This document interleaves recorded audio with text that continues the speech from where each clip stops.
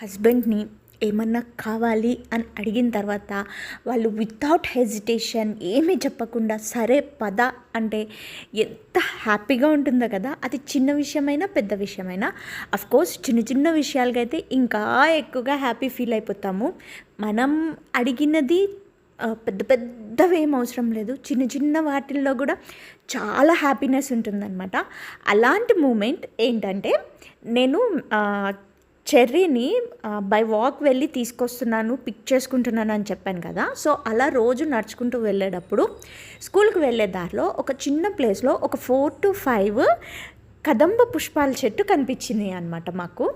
So I felt అక్కడ చాలా పైకి ఉన్నాయన్నమాట చెట్టు. అంత పైకి ఏదన్నా స్టూలు చైర్ ఏది వేసుకున్నా కూడా అందదన్నమాట. కానీ అవి చూసిన తర్వాత మాత్రం వదలబుద్ధి కాలేదు. అందుకని అక్కడ ఉన్న వేరే 2 పిల్లల్ని అడిగితే అమ్మో అంత పైకి ఉన్నాయి మేము ఎక్కలేము అది ఇది అన్నారనమాట.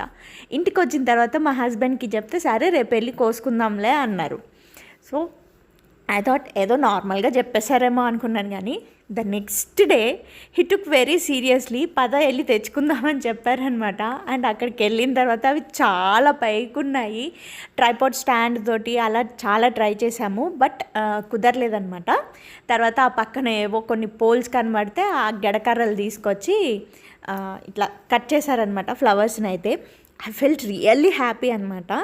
ఎందుకంటే ఇట్లా చిన్న చిన్న వాటికి కొంచెం హ్యాపీనెస్ ఎక్కువ ఫీల్ అవుతాం కదా. అండ్ దట్ టు ఇలా అడిగిన వెంటనే చేస్తే కనుక we will feel like queens. Dad little princess నుంచి సడన్గా క్వీన్స్ లాగా చేంజ్ అయిపోతూ ఉంటాం అనమాట.